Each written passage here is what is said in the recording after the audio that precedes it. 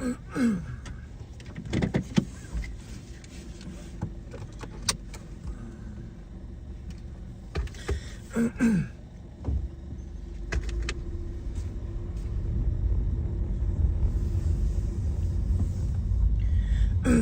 so today I'm going to do another trip here. So what happens is, let me go through some older kind of basic concepts here that are like more foundational to what I typically discuss. So, like, what is contrivance? The simple way of explaining it is basically it's just something that contrivance, well, okay, hold on. Contrivance is something that is not real or rooted in nature, right? You could say it's a reaction to nature. Contrivance responds. So again, contrivance is something that's not real. It's just only, okay, here we go. I'm just trying to remember my exact phrasings. Obviously, I've discussed these things a lot in the past. Contrivance is something that is only real by acknowledgement and only necessary by overextension, right? Only real by acknowledgement, like money is just paper, or, you know, the value is not really what we think it to be, or presidents and senators, and like those things are only as real as we acknowledge them. If tomorrow everybody stopped acknowledging a leader or a currency, it would no longer have value, right? It depends on our collective acknowledgement, right? Versus something that does have some intrinsic value to it that can be proven. And I guess you could even say that with gold is somewhat acknowledgement, because even though that measure is more clear, like it doesn't degrade really, and there's a limited amount that, you know, scarcity creates value kind of a thing. It is sort of acknowledgement. Like if you're, you know, the same way that people ridicule, even though I'm a big fan of gold, even the way that people ridicule money is still kind of fair to compare that, because like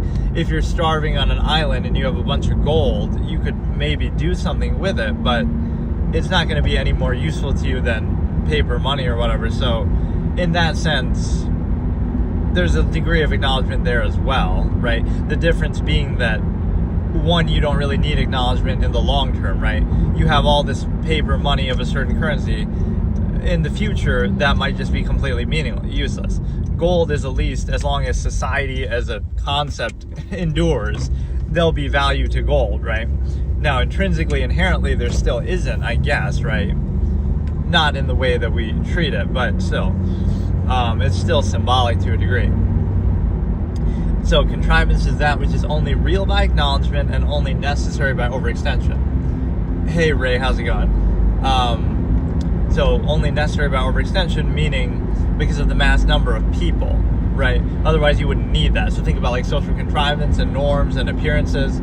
Those things might seem valuable and normal, but if the world was a village of 100 or, you know, a small number population, those things don't really matter as much anymore. You could look at that in a small town versus a big city.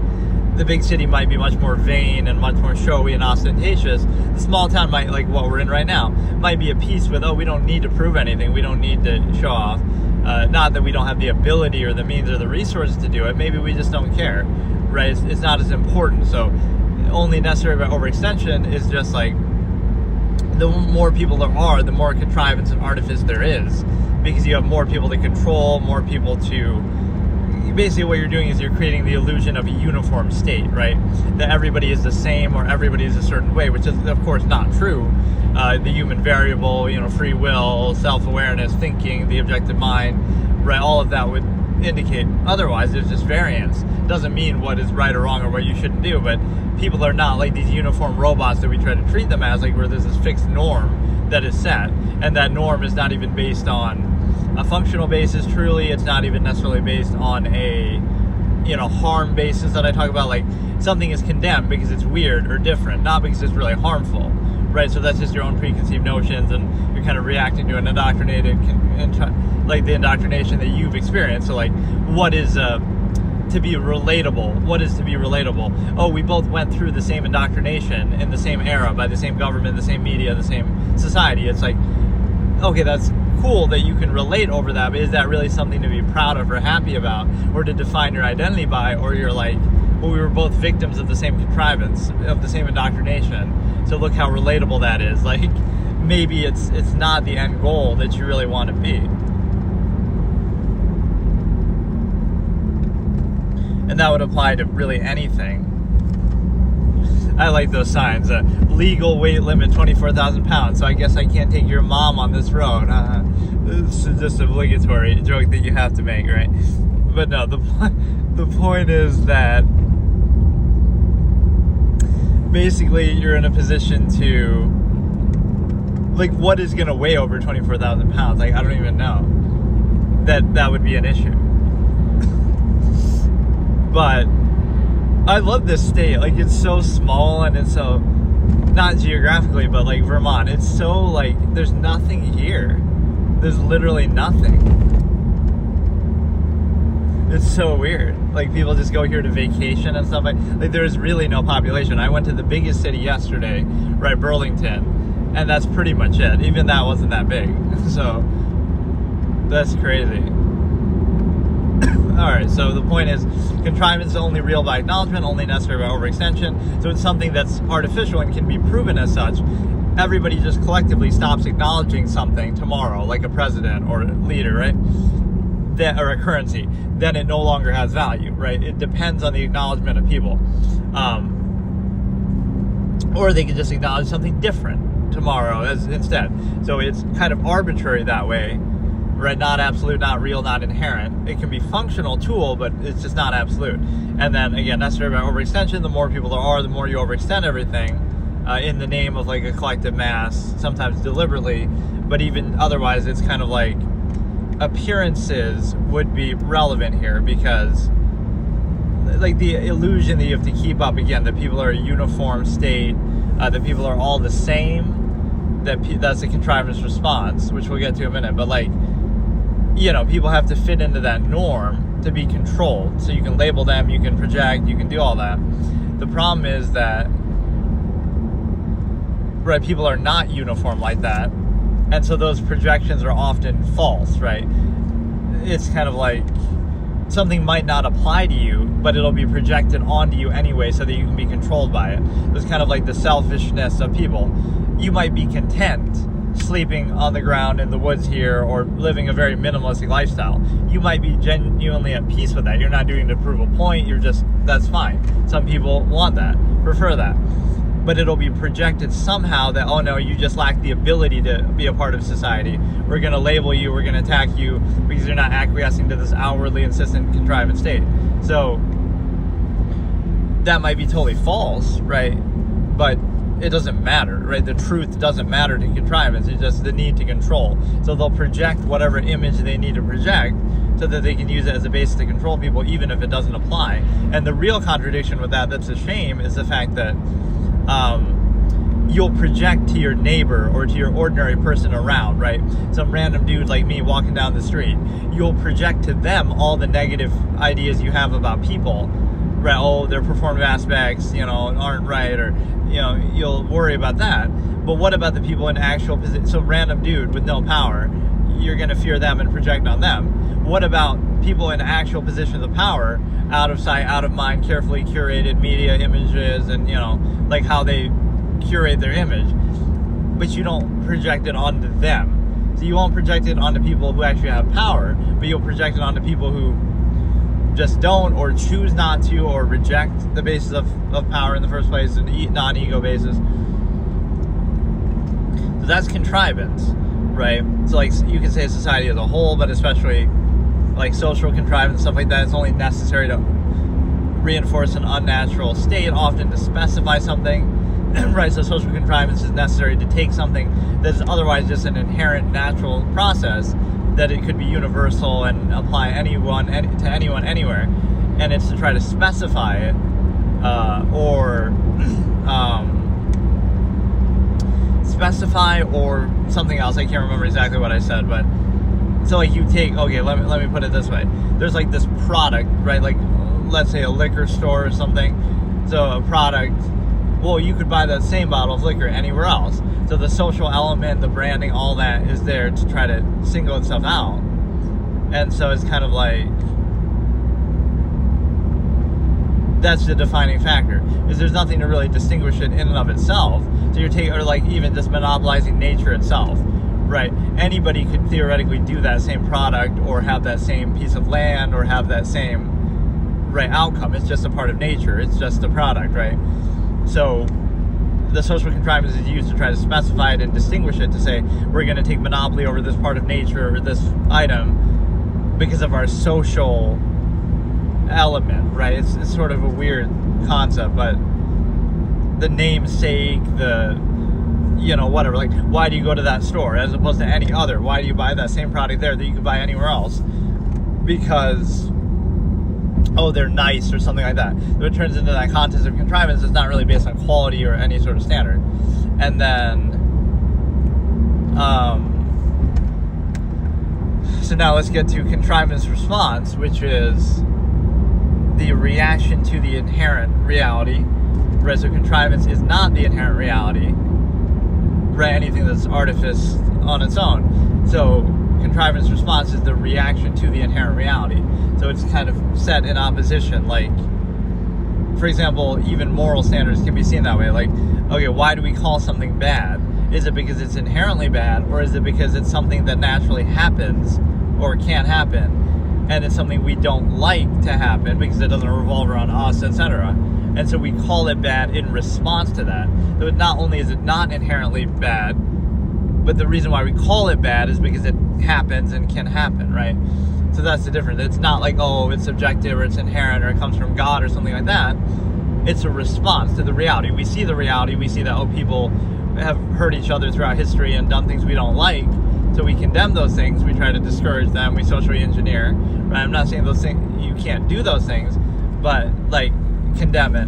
But that's a subjective reaction because, right, so you're taking the inherent reality and you're responding to it. So the difference is, when I talk about the false inherent contrivance response, it's relevant because what you wouldn't do here that's distinct is, sure, we can agree that, okay, we should have this contrivance response to inherent reality that makes laws and makes, that we condemn some parts of it that we don't like. But the difference is you wouldn't pretend it's absolute. That's the difference, right? You wouldn't say, oh, that means it's inherently, objectively, absolutely wrong, right? You're not saying that. That's basically the difference, right? Is it inherent, objective, absolute, or is it a response to the inherent reality? It's a response to that. So that's part of nature, that's part of reality. The problem with that is then that frees people up too much, and freedom is bad according to every contrivance state, like even religion and stuff. Because now it's like, oh, then people maybe aren't as willing to not do it. Certain things, especially if it's not to their benefit, it's just subjective, it's arbitrary. You're kind of ruled by the same method.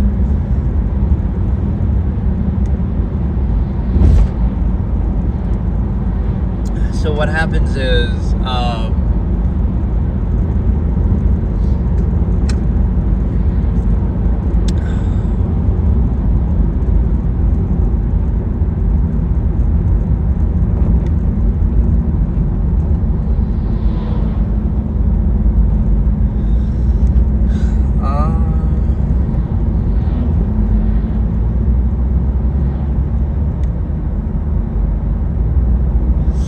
what happens is that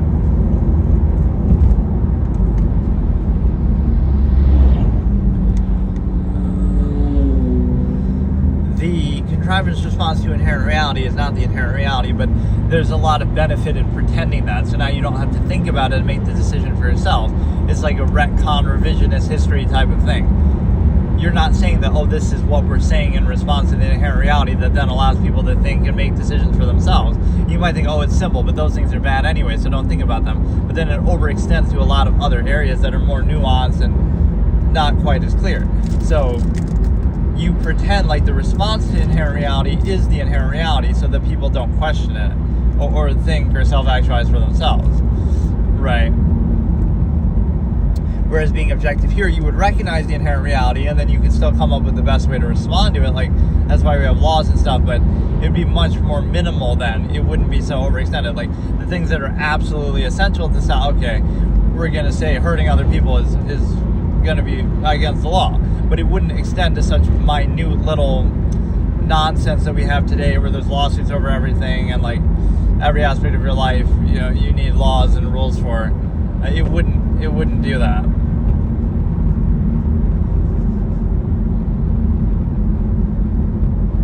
What is that sign? I keep seeing it, but I never read it. You limit use of brakes? Like, what does that mean? Why you care about my brakes? But no, like, there wouldn't be so much of an overextension of that, and it wouldn't be falsely absolute. Like, that's where it's used to control people, that like, this isn't some subjective claim in response to inherent reality. It is the inherent reality, even though it requires our constant cooperation or something, it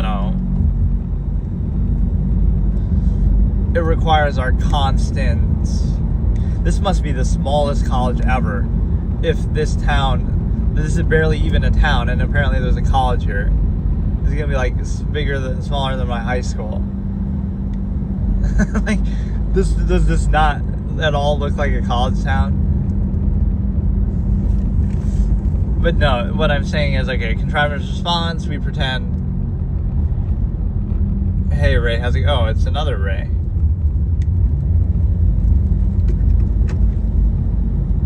How's it going?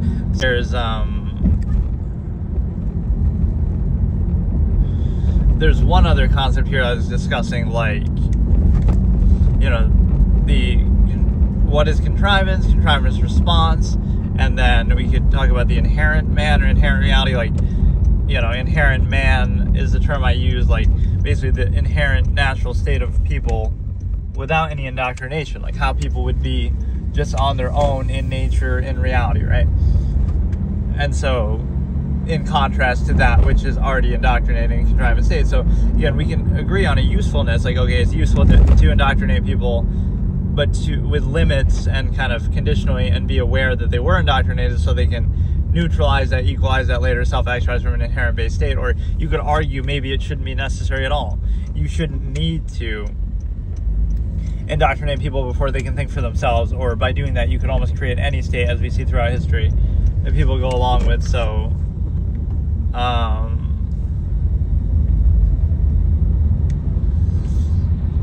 right, what was the third term I had just discussed? Like,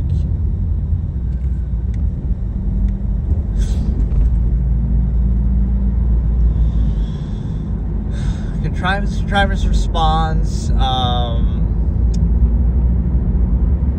Hey James, how's it going? I had just said it too at the beginning. I can't remember.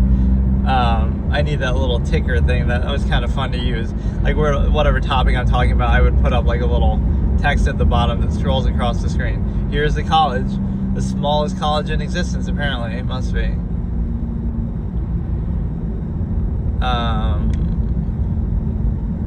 That is weird.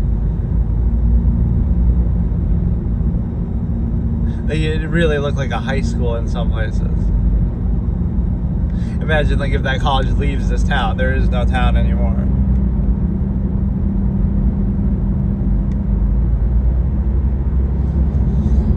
Or the arena is bigger than the college itself.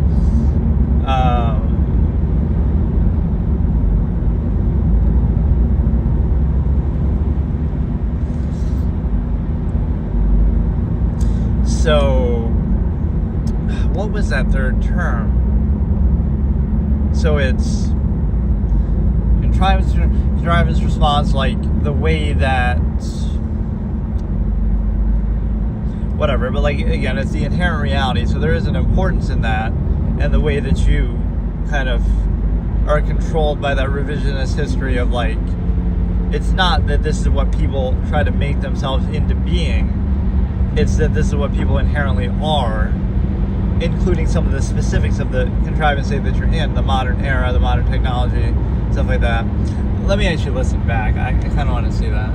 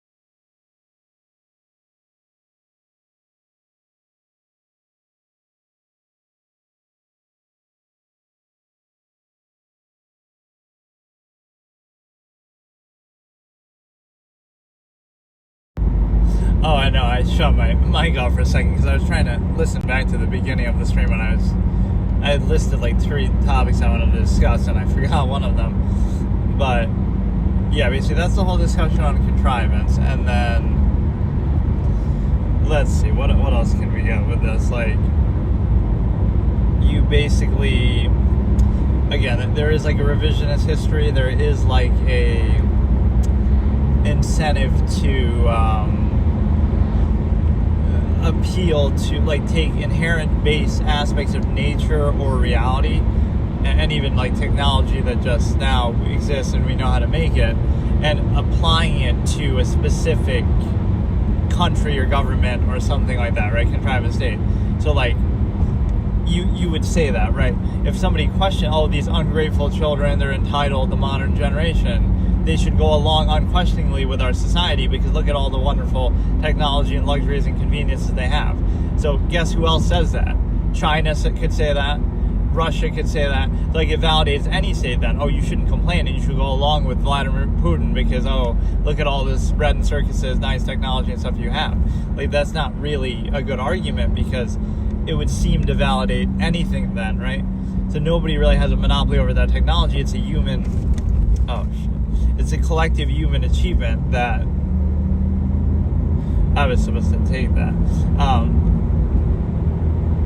It was a collective human achievement that, you know, you could say, oh, it happened with the help of government. Arguably, it happened despite the interference of government. But there's a certain irony in that, too. Like, the way that, you know, if you didn't have that, like, oh, you say you need it for organization purposes and stuff like that. But, like, now we're going to get to a point where we realize, oh, everything's just reaction relief, zero-sum means anyway. So for all our comforts and convenience, that's all it was for. All our technology, all our achievement, right? Just to make our lives more comfortable, more convenient. So, like, if you said, oh, without that organization, then maybe people wouldn't have achieved as much technologically and stuff. But now we're going to be on the flip side where we're saying, oh, environmentalism, global warming and stuff. So, like, oh, maybe we would have been better off. Like, you know, we create our own enemy that way. Like, people were content living in tribes to some extent, or more minimalistic life, and then you try to force industry and all this stuff on them, and now you try to complain about, oh, the environment. It's like, who exactly are you saying that to, right? When these modern countries try to say, oh, we care about the environment, you would be the last one to care about the environment, and you're the one who made, you know, arguably would have damaged it to that extent because, you know, you're the one who came along and did that. So it makes no sense. We're going to go somewhere, we're going to conquer the land, we're going to ravage it, we're going to industrialize it, and then we're going to say, oh, but what about the environment? We got to worry about the environment. Like, you're the one who did that, right? You could just, that's the problem with stuff like that. It's the absolute answer. If you care about that, for example, right, not saying whether you should or shouldn't, if you care about that, then there's an easy solution. You could just live a lifestyle that doesn't do that, right? Live a minimalistic lifestyle, be Amish or something like that, right? So it's an easily solvable problem. So it shows you not only do people not care, they're just seeking gratification in a half-assed way, like they want to recycle one bottle and feel good about themselves. Meanwhile, the entire lifestyle that they live contributes to the overextension, ravaging of the environment, etc. So they don't really care. It's just a pretense for them. Same thing like with amalgam theory, social contrivance. Like, you'll be nice to somebody in your local environment. Hey, you'll have a good day. How's it going? You know, socially, you'll try to fluff up, you know, whatever, people around you and feel good about that. Meanwhile, you eat 3 meals a day, the one of which could be saving the life of somebody starving halfway across the world. So you don't really care about the environment. You care about your comforts, luxury, convenience, gratification. You don't really care about other people. You care about yourself and your immediate environment and your gratification that you got from that, right? Otherwise, okay, you sacrifice some luxuries, conveniences for somebody's survival or necessities. That would be just the inherent basis of value that you're presenting there. So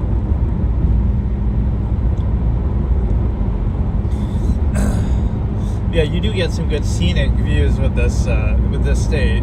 But this is like a highway, even though it doesn't really feel like one. This is the closest thing to a highway that the state has. I think this might be pretty easy to guess actually where you are. Sometimes with New York, you really can't tell because those places could be anywhere, right? There'll be farms like this, and this looks a little more distinct somehow, especially with some of the mountains and stuff. So I think if you showed people, I'll make my own GeoGuessr from clips of my stream since I drive so much. Guess what state or what area I'm in. I feel like Vermont would be substantially easier to guess than New York.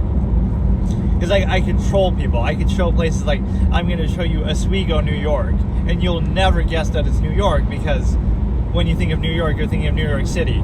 You're thinking of, I'll show you some random dump, right, countryside garbage, and you would never associate that with New York. Whereas this state seems to be much more, it's just more a perception thing because there's plenty of there's more farmland in New York than even Vermont, probably, because there's a lot of empty space like that, but, people just don't think of it like that.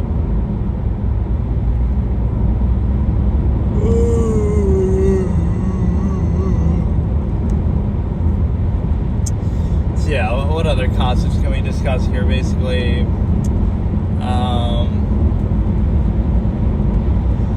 Like sort of what people value and how they're not credible.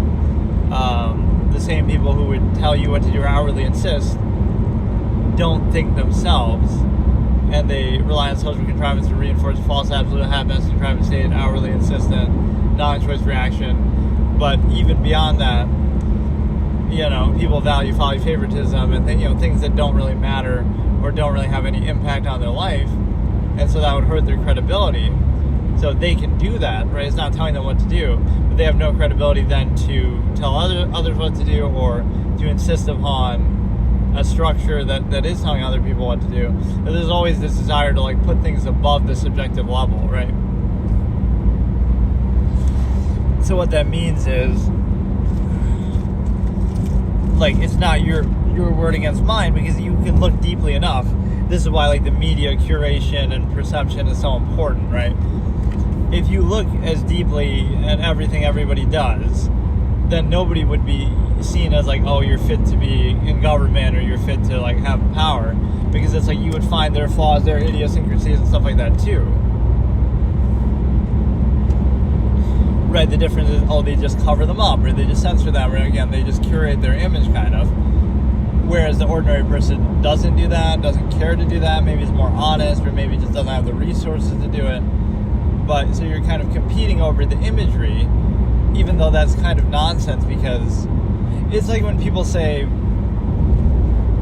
the potential to be evil, anybody can be evil.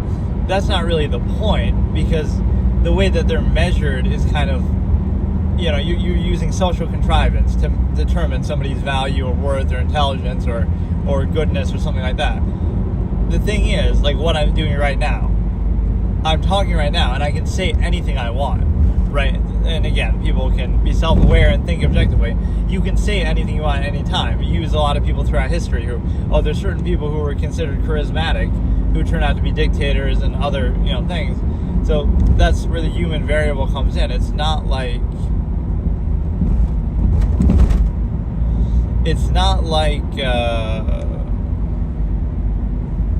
an absolute where people are one static state of being, right? They're variables, they can do various things at various times. From moment to moment, they can do vastly different things. So that freedom is kind of ignored and condemned. But it does come into play. Now this person who always seemed genuine or whatever, had good charisma, now when they're in a position of power, they'll do something totally different. So it's the means defining argument. You can say, power corrupts, but it's kind of more just who knows what you would do or anybody would do if they had that much power. It's not even that that changed them. It didn't necessarily change them. Maybe they would have always done that, but they just didn't have the resources to do it. Or maybe, that's what ends up being the dictating factor. That's even how society treats people. It's kind of not based on their nature, but based on their options and resources. We can't let you have certain things because we don't trust you with them. So we're going to try to restrict your resources, your means, your opportunities, your options, and then curate the outcome, and then say, oh, look how you're defined, look how you're defined by the reaction to that, even though that's kind of curated. You can do that with anything then, right? Put somebody in a jail cell their whole life, and you'll kind of, not only would they possibly be at peace with that if they don't know any, that's the difference, right? Put somebody in, this is a social experiment I should do, although it'd be hard to, you can't really do it. Put somebody in a jail cell and convince them somehow, like they can't see outside or whatever, convince them that's the entire world, right? Somehow create that illusion. So they're born in there, and then they don't know any better. That jail cell to them is the world. It's kind of like the Truman Show effect. They might not even be that, their curiosity might be that they try to escape that, but if they believe it's the whole world, they might be content with that, then that's fine, right? Versus, oh, there's a window. The same thing, put somebody in a jail cell from birth, whatever, but now there's a window, and they see out the window, and now they're curious, and now they see. So that's the difference, is like, just knowing that would change your whole perception of everything, just the window.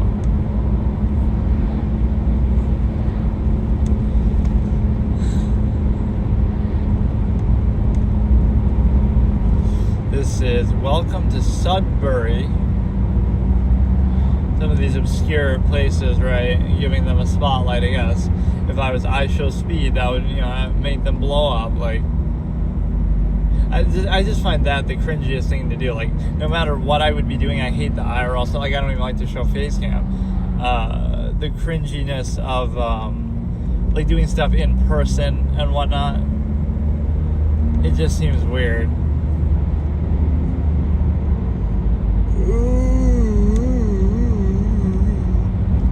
And then he has a whole entourage following him around and stuff. I'm the type of guy, like, I wouldn't even have security if I don't really care, right? If somebody really wants to do something.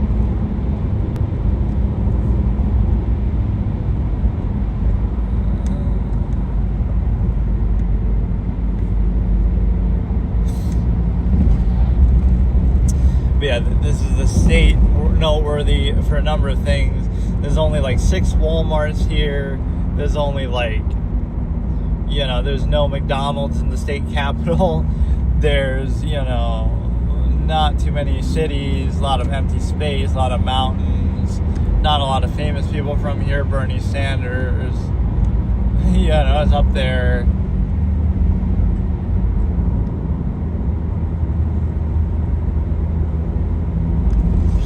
It's a bit of an unusual state,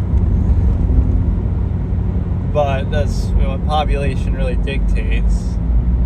It's like all the stresses of the city, you could say, okay, leave the city, live in some small town like this, and then you'll find some peace with that, because you might think you need to deal with that, but it's kind of like, it's a two-way thing, right? There must be certain things you want there, even if there's negatives that come with it, stresses and stuff.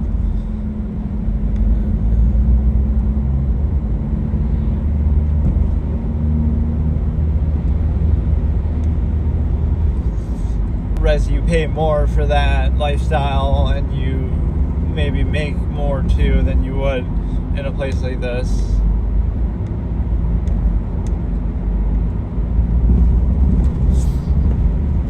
One thing, like with cemeteries and stuff, you got to consider is like, how does that work with the, at some point you're going to run out of space. So I don't get that.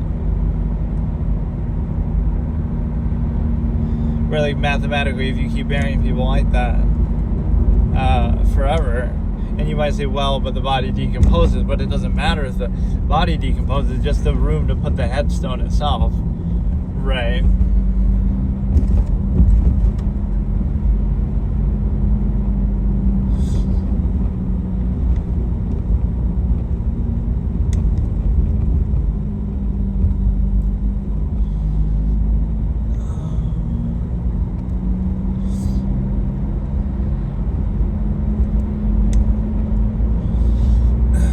Be a great time to I got to take breaks in some of these. I've been kind of tired when I'm streaming lately. I don't know why. just like a lot of driving, and just I'm not used to some of these areas. So here, I'll take a break for a little bit. You can just enjoy the view, and then I'll come back in a bit and do it.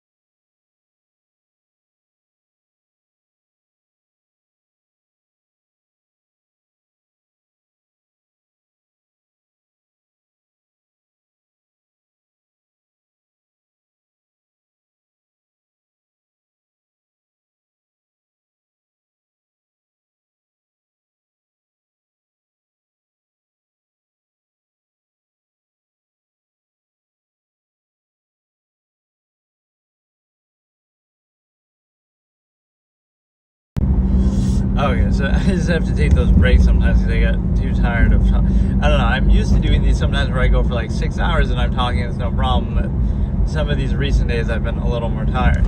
So, but I still like to show the whole trip that I take when I'm driving these long distances. So I kind of like to let the camera run. But so that's one town I didn't see is Rutland, or I like maybe went through it. But I've seen the two, the Bennington and the Burlington, neither of which were too impressive. Although Burlington, I was saying, looks kind of rich and posh and stuff, so it's kind of nice. But it still isn't like that big, really. You should get like a coffee or something, even though I hate coffee. So we're only about like an hour, 20 minutes left of a drive, but the problem with some of these towns is there's nothing here. Like there's nothing. Maybe we'll have to settle for a gas station or some shit. Right, there's so many towns like with no food, no restaurant, nothing.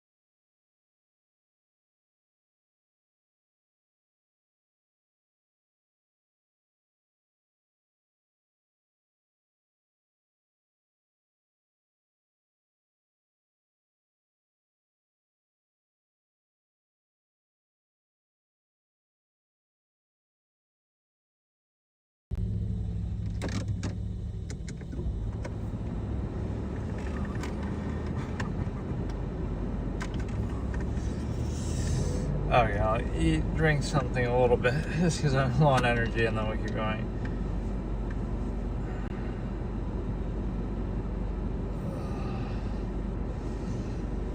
Having chocolate milk for the first time in a long time, which has an insane amount of sugar than what I thought. 39 grams in one of these, whatever, Nesquik. That's great. That's like more than you get in a soda almost.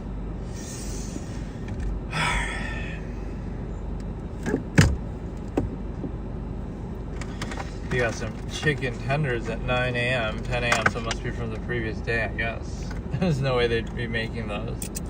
I hate those, like, sometimes I'll do that. I'll go to a gas station and then I want, like, pizza in the morning. Just something hot, and I don't always like the sausage biscuits and stuff. But then they only have, like, this stupid breakfast pizza. Like, I just want a plain cheese, but they never have those in the morning.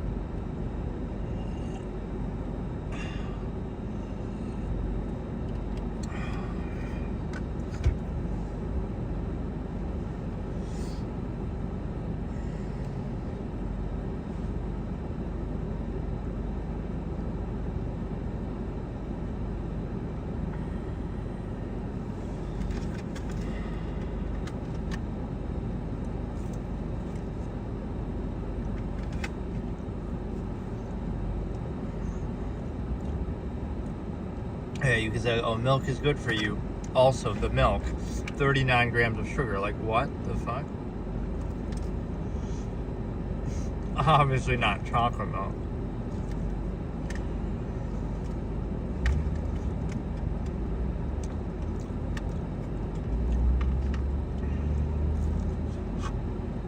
It's like $7 for a chicken tender. Probably from yesterday. I can't believe it. That's crazy. You can barely even eat it.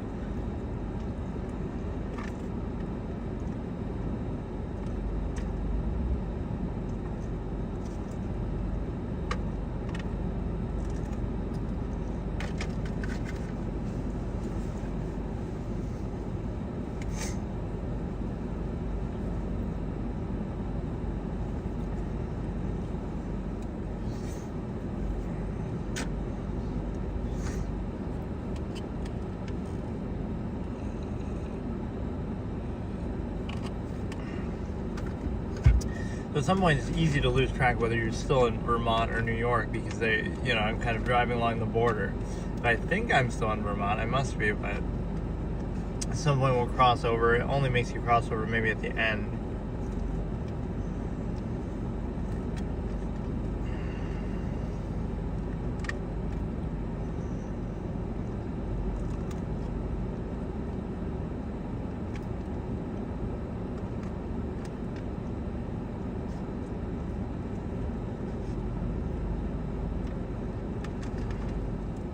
Yeah, I was having like a real issue today. Like, I didn't even want really anything to eat, but I thought I'd get something small. But there were no food places anywhere, like fast food or something that I'm used to.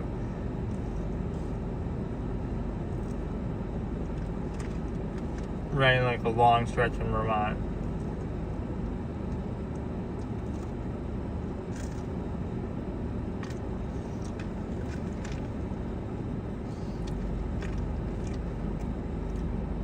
Sometimes that's a craving you get, right? It's like you want something warm to eat.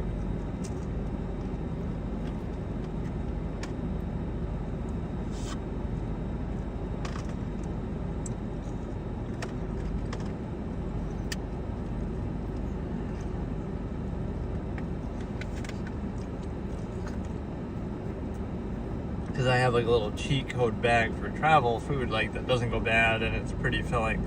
Like a little peanut butter cups and like, individual peanut butter container things, and then like the Jif to go or whatever, and then raisins and like crackers and stuff like that.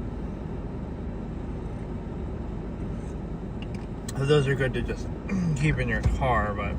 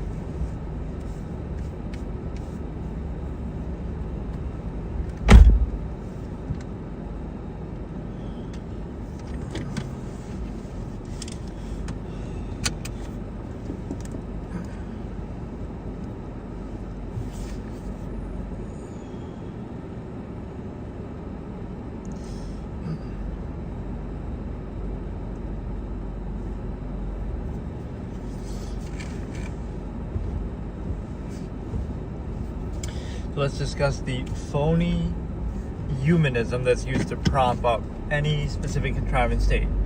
In particular, how human potential is used and undermined in that way. Like, the human beings must be weak and powerless, and all they can do is affect what little they affect.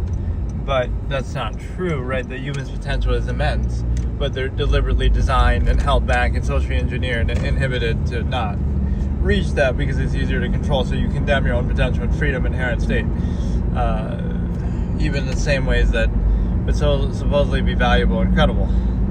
So you're supposedly at peace with the half-mass state, but then you require constant contrivance, overcompensation, reinforcement through externality, social for your potential and true value and thought and objectivity. So now you would feel the need to reach your potential or actually take action meaningfully, instead of social contrivance being a buffer and a placeholder and overcompensation for a half-mass state, half-mass process. And so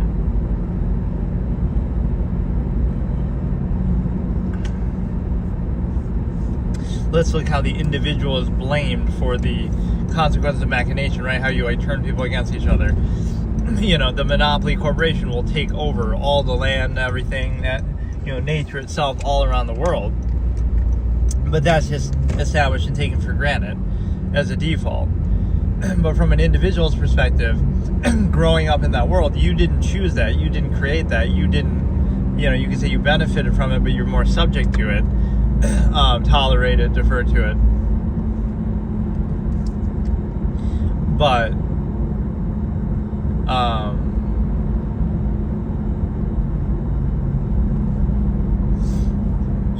you didn't create that, but you're still subject to it. And so, it's your fault for not overcome. There's a great assumption with that. You're tolerating it, but you're not really vouching for it. But you didn't create that state.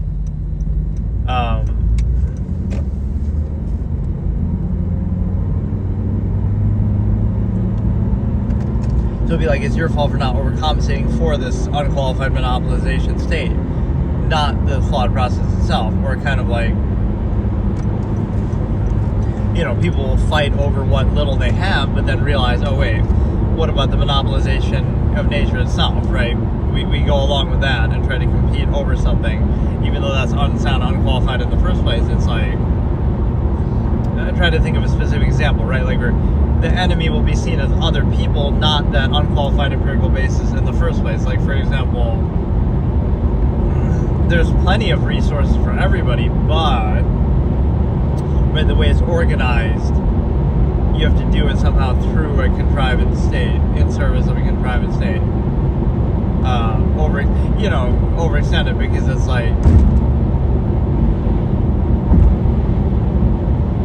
really the fault of the audience or the public then for supporting that, but building that up.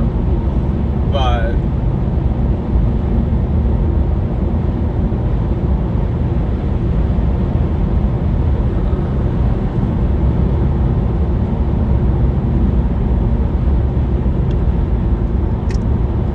so it'll be framed it's your fault for not overcompensating for a process socially. Not that the process is flawed, even by people's own measure, without the social contrivance. That would lead to honesty,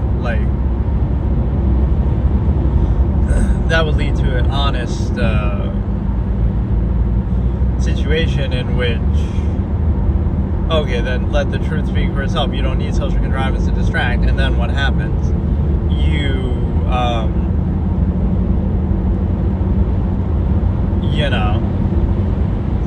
Now if you have issue with it, that just means you would have had issue with it anyway. You're just not distracting from it. So,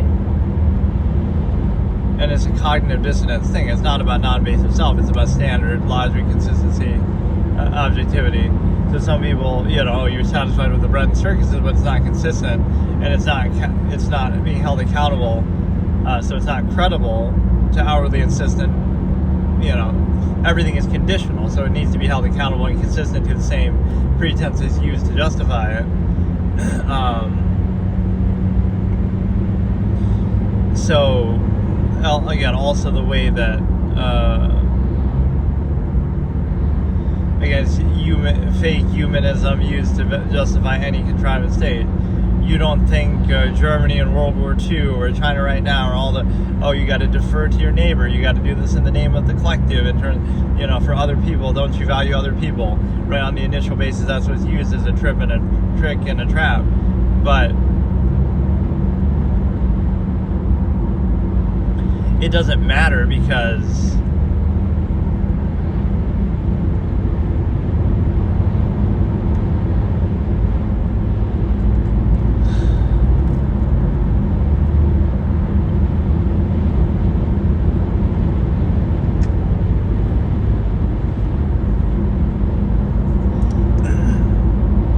it doesn't matter, and the reason why it doesn't matter is because of the simple fact that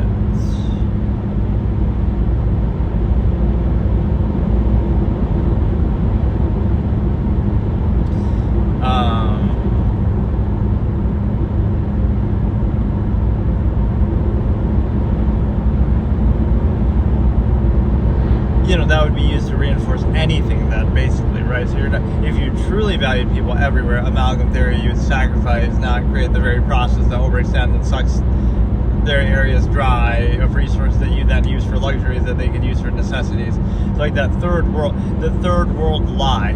I could write like a book about it. There's no such thing as a naturally occurring third world country. Even if there's little tribes and people who enjoy living like that, that could still be minimalism, but they're certainly not in lacking of resources, right? They're still comfortable. It's just that they're choosing to live a more minimalistic lifestyle. But there's never like a lack of resources that way in terms of, third world countries. Oh, just because people are lazy or stupid or something is somehow apparently would have to be the premise. It's like, no. Like their resources in their country, especially historically, has been ravaged by empires and this and that. Now again, that's just how the world works. That's what it is. But in the modern day, then you say, oh, the byproduct result of that is, right, your luxuries, your conveniences, your lifestyle comes at the expense of something somewhere else in the world that you're taking from a different country, from a different place that, that would not have been naturally occurring, right? Everybody starts at zero, and so it's a net neutral kind of situation. Like, so everything is created. Everything is like, oh, because of the impact of this empire hundreds of years ago, that is true to say, like, okay, this country is in that state. Because of that, even currently, we go there, we take their oil, we go somewhere, we have an impact like that. It's not... Because that's really what it comes down to, right? When you talk about this is like the benevolent globalist empire of modern times. Oh, we're going to go to this area, these villages, and we're going to give them running water, and we're going to give them electricity that maybe they don't have it, or improve infrastructure. But how will we do that? Oh, now we're going to have these big franchises and corporations doing it, right? You'll be paying to your big gas companies and Exxon and stuff. So that's the point. It's like we're bringing in those banners of, oh, we're coming to help you, but we're, spreading our globalist empire in the process of doing so. So it's sort of like, and it'll be like forced, but that'll be used as a pretense, right? And people will fall for the bait of it, like, then you'll wonder how everything has become monopolized. So that's kind of the good modern day bread and circuses to which you can just concede. It was kind of like the absolutist, it's one or the other. It would have been like, oh, in the past you're too much controlled by dictatorships and kings and stuff, so you can't really think, or you'll just be executed. So the control there is more explicit. It's just like, okay, you just do it, and you just do it for self-preservation, that you wouldn't question things. Or things were too hard or too rough or too tough to be, to question things, even though that shouldn't prevent you from doing it. That's all the more reason to make sure that what you're doing is worth it, and question that authority and stuff like that, right? That might be making, again, that's part of the conflict. Is always like, the conflict you have isn't always just the inherent objective conflict. It's overextended. Some of it is created and manufactured by the government, by the corporation society you live in. So it's like a false conflict, a conflict of contrivance. So you're kind of vouching in the false absolute state, mass collective, which unfortunately goes into the overextension, overpopulation fallacy, which the absolutist takes no blame for, no accountability for, because they didn't create that. They wouldn't preserve the stigma. A lot of the things are, again, just reaction, relief, non-choice needs. But what happens is,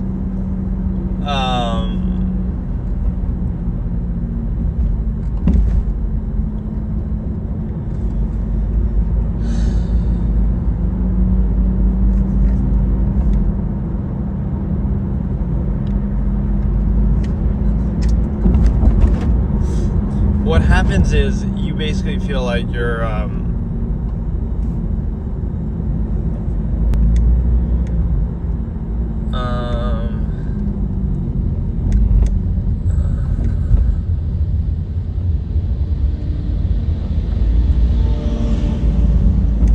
thinking about the absolutist tendency here, remove the need. So it's inability to do a false absolute half-mass. But it's what if you do it so efficiently and you remove the need for insisting upon it? So no social contrivance.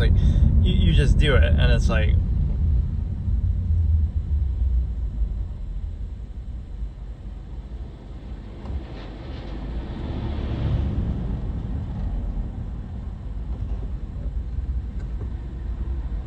right, versus some social gratification insistence half-mass. But if you truly value people, you're trying to do everything as efficiently as possible, because either it's arbitrary, everything's zero-sum, non-invasive, self-interest, overextended, subversive element, in which case you wouldn't insist upon it, you would just do it as efficiently as possible, get it over with. Or you would, so you could do the next thing, do more. Or you would you're not taking any pleasure in it, basically. You would also feel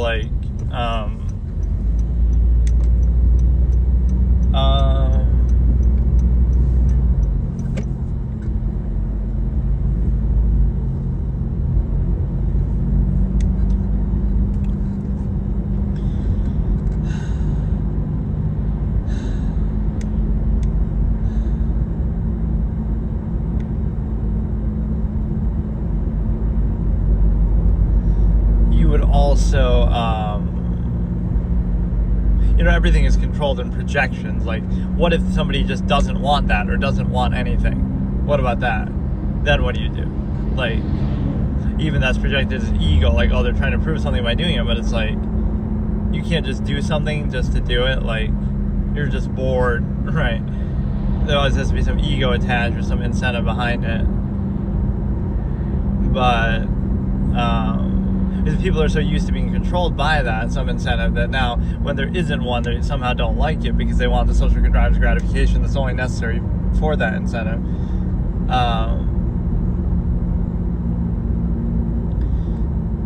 So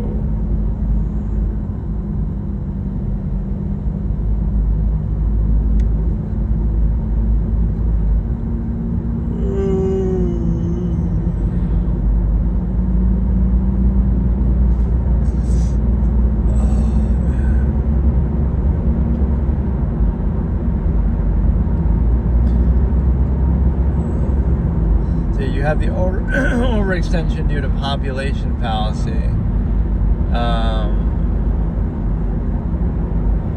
You have a basis to control that way, kind of the net negative, the monopolization over means, right? So when you get to the absolutist part of the discussion, it's you remove the need or you do it. So if it's worth doing, then do it fully, efficiently, remove the need. If it's not, then don't. There's no ego in it, zero sum. So that's why it's a curated outcome, right? People are inhibited and held back on a mass scale. And not saying you can't overcompensate and still do something else, but within contrivance terms. But the goal of society and indoctrination, education, everything is not to create the highest quality outcome or the highest standard. It's to create a curated outcome, a lowest common denominator that's easily controlled, right? That really is the goal of it. So it's deliberately sabotaging and inhibiting and hindering people, right? That is part of its design.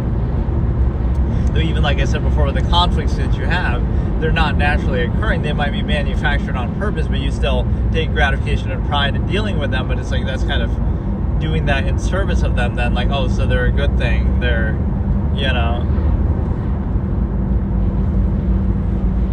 like, oh, you take pride in yours versus somebody else's lesser or whatever. But shouldn't the end goal be to eventually remove the need, especially in a time when you have modern technology and conveniences and stuff like that? Shouldn't that be the end goal, is like, let's remove those conflicts instead of trying to compete over who is more gratified by having dealt with one or the other or more, or something like that, right? That ego trap versus the finality of the absolutist. Like, you just want to get to the end, like, okay, oh, you struggled through this, ancestors through subversive state, this and that. Don't let one subversive state be used to rationalize another. Like, oh, well, your parents had to deal with something worse, so you just deal with what's in front of you now.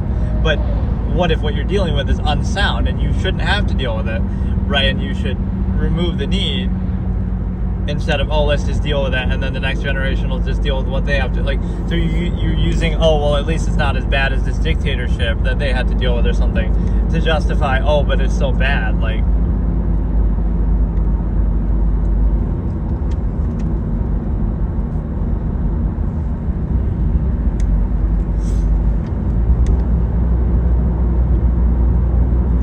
yeah, you would just remove the need. If it's worth doing, then do it fully, absolutely. The subversive social contrivance is necessary in an overextended, unqualified monopoly kind of state.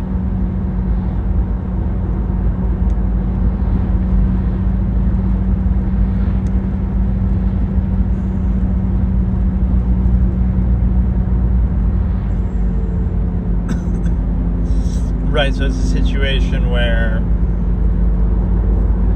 people are, there's a lot of propaganda against people's potential. It's like, oh, what can little old you do in a small town and this and that, right? But that's disingenuous, because everything you do does impact the world. You just don't realize it and you take it for granted. By buying products from Walmart and big stores and corporations and whatever, fast food, you are supporting a globalist situation that otherwise sucks dry other countries or, exploits certain things. Like, so you are affecting the world in major ways, and you create that conflict in that process, but you don't want to take credit for it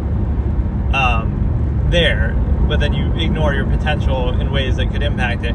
Even so simply as just, oh, by simply not doing those things, being more minimalistic now, you starve out the empire, the globalist kind of contrivance versus, being sort of subject to things, controlled by things you don't even need. Kind of like your bread and circuses gratification, which is interesting too. Not only is it bread and circuses gratification, as if that gives you some sort of validation or meaning, not just saying that you're kind of dumb and distracting yourself and petty and materialistic and selfish, but even like the privilege of empires is why you're able to be gratified and moralized in the first place. Is like, oh, you're a good person, or oh, whatever, civilized, is only because, oh, you inherited, again, as a whole country, not even just individuals or something, but like you're inheriting the spoils of an empire, and then you get to squabble over those, but they were always unqualified. There was never a basis for them. Really, it's just by force, so something you would even condemn. So it means that basically you have that benefit, so it's really nothing about you. It's just like, oh, it's easy to say that then, like, so you might think, oh, you earned that for yourself, but you earned that for yourself in an empirical basis that's already, right, has the privilege of empires, as I call it, basically. So it's weird.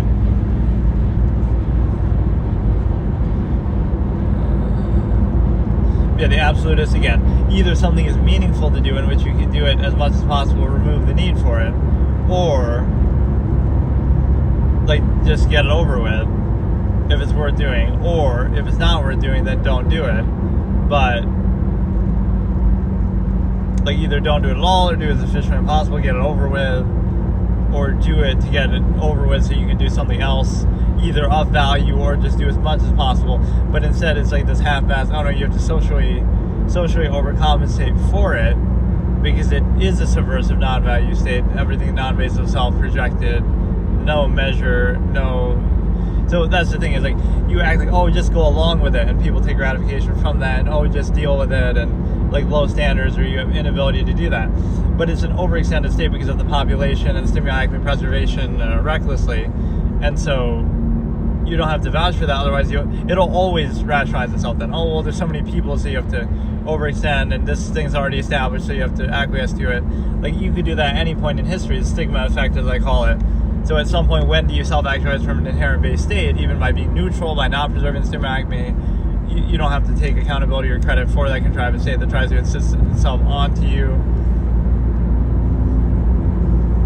Right, the uniformity by which it tries to control people.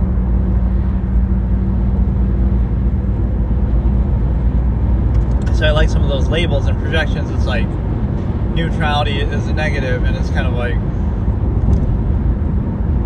it's not that a mass of people is collectively mindlessly controlled, like in every, like, how are people that dumb? Like, there's certain things that do trigger me. Every other era of human history, you would point to, oh, they were being controlled this way, like by religion and the church, or they were being controlled by some lie or other, right? But you don't see it in your own era, what you're being controlled by right now, like. So, because you take pride in that and gratification in that. The exact things you take pride and gratification in are the exact ways that you're controlled. And it's like some vague pretense, like, oh, but that's functionalism and that's productive or some, some positive thing. It can be a positive thing, but not exclusionary to everything else, like that you have to do it exactly that way through that exact corporation, that exact contrivance structure. And so now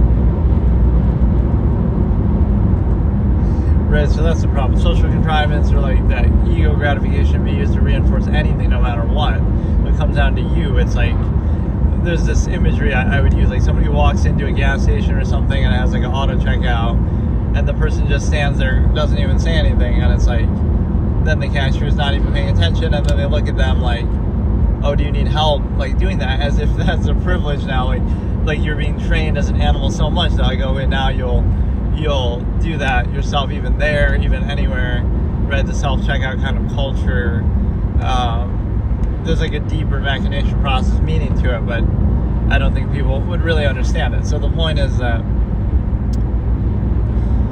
getting back to the absolutist again, either is like one of two things, neither of which is a half-mass state, right? So like, there is a basis of value and measure, like an absolute, where people say, oh, God, or something like that, or even just, oh, human life is valuable and stuff like that. So if that was true, then you would do it fully and not rest and just be completely committed to that and exert everything, and your whole life is based around that measure. If something is of total value, you would do it fully. So that wouldn't be a half-mass state where you're overextended, subversive, whatever, inconsistent. And if it's not absolute, then it's arbitrary, and it could be anything, and it's non-base of self. So then you would just be a minimalist and then not insist upon those things because you don't need them anyway, and it'd be less inconsistent. Or you would just do them, but there'd be no credibility for structure, there'd be no base for outward insistence, there'd be no really need for it.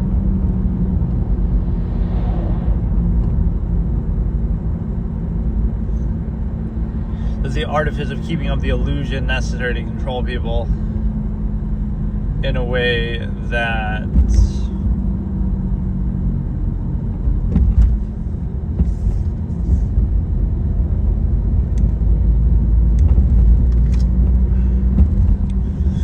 like, okay, how can I explain it? Just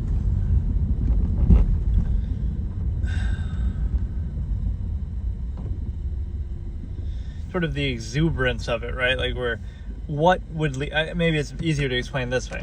What would lead to the exact state that you're living in right now? If like you take pride in your life, and obviously people just don't think about it, but like if you take pride in it, or you indignantly insist upon it, why are you living the exact lifestyle that you're living now? in the society and the contrivance state that you're in right now? What is the basis of it? And the reason why is because there really is no reason. There's nothing that would lead to it, right? You're being sort of forced and compelled in a uniform way as a mass collective of people to do it, to acquiesce to corporations and government, stuff like that. So you're being controlled to that end. There is no basis that says that leads to that exact state, especially not for that many people where there's variance and different of opinions and stuff like that. So there is no such basis. It's unqualified. Let's trace it back to its origin point. Right. Okay, what is it based on? Oh, the origin point of force, that, people came over, took over land, that happens everywhere. Okay, so it's based in force. That's not really credible. It's even something you would condemn, right, by your own standards. Then it's like you're reacting to things that are already established, so they're not absolute. But so nowhere along the line is it like it would lead to your exact state that you're in.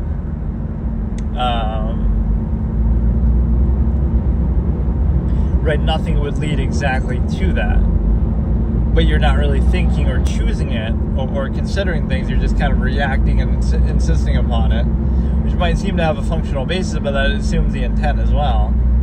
So it really is just it's somewhere caught between longevity process, even though there's half-assed hedonism, people drink and smoke, inconsistent, subversive, non-true value, supposed present standard measure, but then inconsistent with the folly favoritism half-mass. So there's no credibility in that non-value state. And then even like the collective mass overextension that keeps insisting upon itself, so using people basically as a prop, right? Well, there's so many people, so therefore you have to do blank, blank, blank. You have to overextend, subvert certain things. It's like you're not responsible for that. I didn't have, billions of children. I didn't do that, right? The absolutists didn't do that. So you can be controlled based on that. And you say, well, how can you be so inhuman that you wouldn't do, value other people? But if you truly value other people, then let's do amalgam theory. That wouldn't lead to this either. So that's where the two would be in agreement, the minimalist and the absolutist. The half-mass state that seeks coping with contrivance and social contrivance to reinforce an unqualified empirical state, or ego gratification as a placeholder for your potential overcompensation. That social element is a concession of a subversive state. It means you're in a non-value state where you just concede a non-value state, inconsistent, subversive, non-based self, half-mass, bred in circuses, where like it's not true full value of yourself or something else or anything. You're just conceding to a non-value state, and then you're overcompensating for the objectivity of your mind and the potential and everything that you have. You're overcompensating by social contrivance, ego gratification. That sort of tries to fill the void, which is why if you take away social contrivance, that's somehow negative, not the state underneath it, for which you're no longer overcompensating at that point.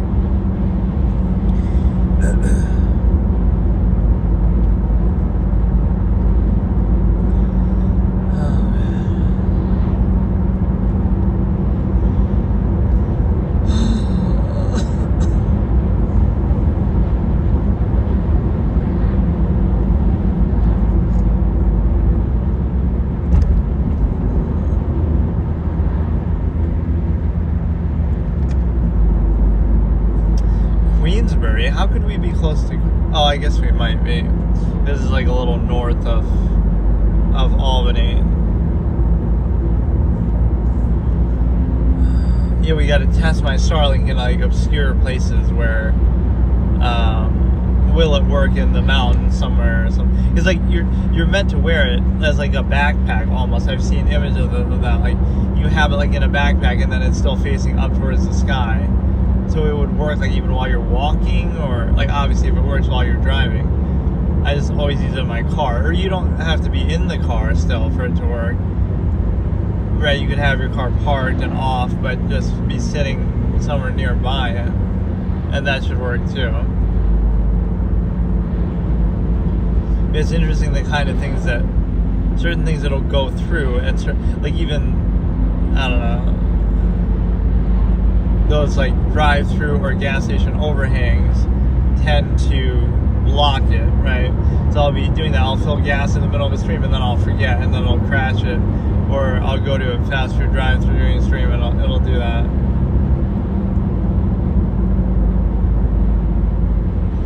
yeah, like you wouldn't be, there's no ego in anything, you're just trying to get to an end conclusion, which of course nobody else does. They all just reinforce and overcompensate for the existing state, which in that case that's fine, but that means they're vouching for it. So if they're vouching for it, then everything should be perfect, right? And if not, they should be constantly holding accountable and not be at peace with it. So it's really selfish. It's like you want to socially gratify, overcompensate, you want to shut the mind down, you want to dehumanize people and like ignore their potential and everything,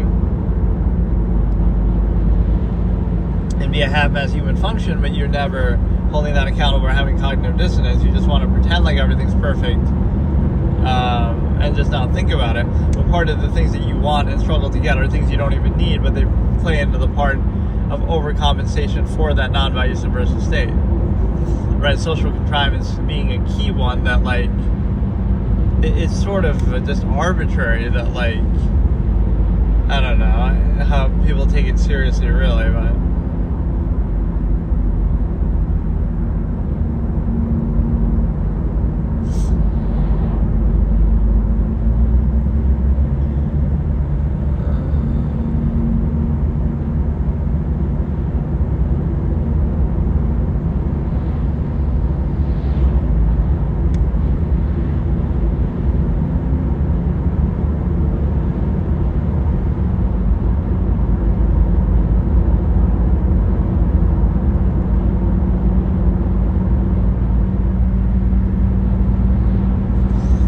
so yeah, there's like certain things that are like preconceived privilege aspect that allow you to, like, people want, again, often with the stimuli acme, people want the benefit of it, but they don't want the accountability of it.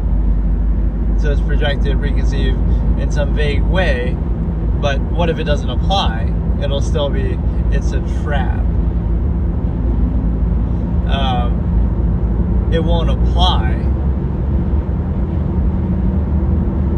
but it'll still be projected because they're so used to the, because people define their whole identities by the stimuli acme, what they rely on even in a social way or other ways. So if you're not doing something, it'll be projected to that. Like, oh, it must be some stimuli acme thing, it must be some, whatever, incentive.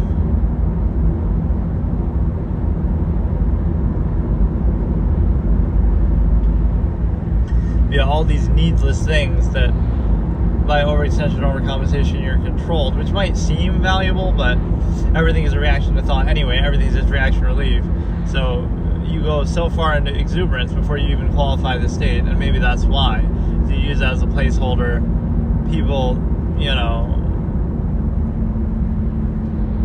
basically concede a non-value subversive state. They say, okay, there is no value, there is no meaning. That's how we can focus on things like folly, favoritism, escapism, drink and smoke and stuff like that. You're conceding a non-value state, but then there's no basis for authority, structure, any of that, because it's like half-mass functionalism, like a fake meritocracy even, but you're assuming there's no basis for authority is the point.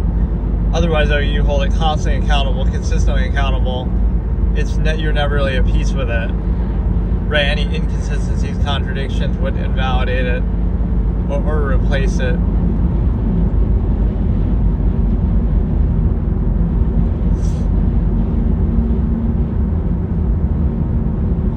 You got about an hour left. Oh, that cash discount thing is trash.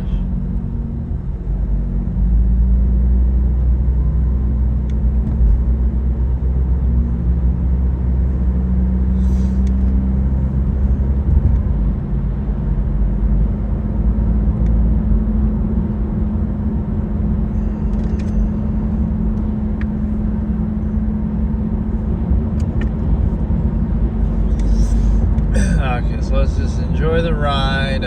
One of these days I'll remember to charge my stupid headphones, and then because I want to take some of these break portions where we still show the ride, we're still going, but I'll like react to some videos and stuff. Oh man.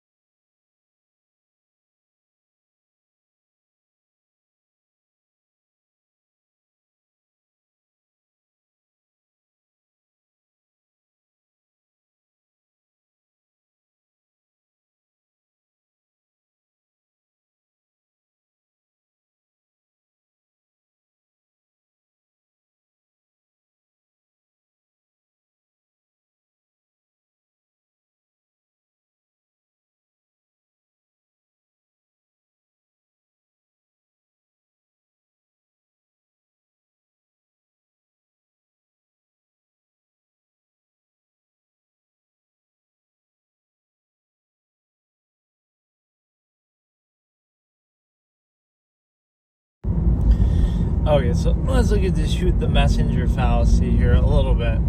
Like, if you think or make others think or aware of the nature of the process, right, they have sort of selective awareness, which in itself they're not credible then. So they think only selectively, and they kind of are determined a lot by social contrivance, reaction, initial appearances. They're not thinking deeply or aware of the nature of the process, of a process. But not only that, it's a situation where basically, you know, they're not thinking fully about something. And the reason why is because they can't face the cognitive dissonance of that contrivance state. So they would indignantly insist upon it, but they're not at peace with it. Because again, all you'd have to do to make somebody uncomfortable is what? Nothing. You wouldn't have to do anything. Like just by looking at them, that makes them uncomfortable and self-conscious about the contrivance state that they're not at peace with, that they indignantly insist upon. Or you'd have to like just not do anything, which is not really outward. Because, you know, if you do that, then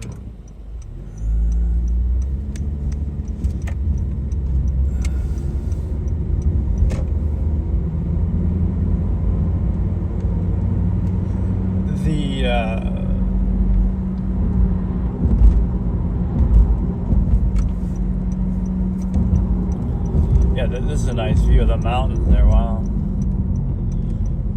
This is like some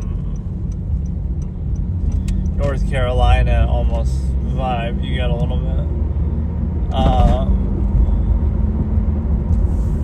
So it's your fault for thinking whatever, they have selective awareness, and so they're not at peace. So just by simply looking at them, all you make them self-aware, that's bad. By simply pointing out the nature of the process, or not overcompensating or covering up the nature of the process, that's negative, and it'll be projected like you're responsible for the process. Then by simply being aware of it, you're responsible for it. Or you, again, by simply being neutral, so you don't have to do anything. You're not saying anything negative like, oh, you're stupid and this and that. Like you're not saying anything. So by simply being neutral, you reveal the nature of the process, which they're not at peace with, but they don't face that. They take it for granted, false absolute, emperor has no closed fallacy. It was your fault for not overcompensating for the flawed process that they're not at peace with, that they have cognitive dissonance with, if they simply selectively are aware of it, or just are aware of it, period. So they're not at peace with it, but it's your fault that you don't overcompensate for it, that not that it requires that.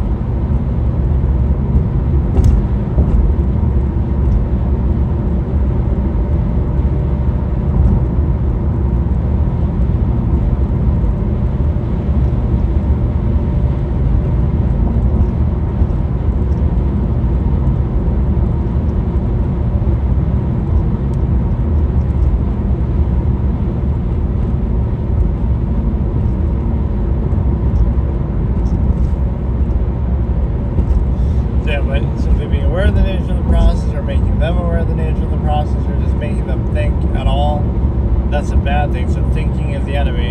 And again, it's specified and personalized and treated as an outward thing. Even though anybody can do it, anybody can be objective, anybody can think anything, everything, consider it. Doesn't define you, not the idea by the individual by the idea. So if you don't think very much, that's kind of what it is. Personalized and specified. It defines you instead of it's just something anybody can do, and it actually is what defines people overall. So it would just be a consideration on an objective observational basis instead of, oh, look, that person is thinking, so look at them outwardly doing that.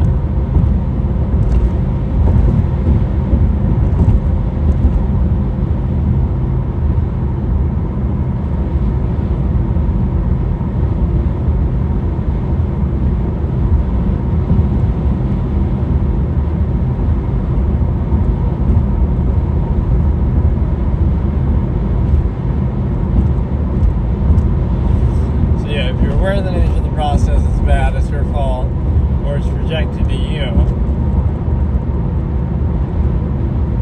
Right? Inability to do a false absolute, even with the conflict of contrivance, like you're not trying to reinforce or overcompensate for it.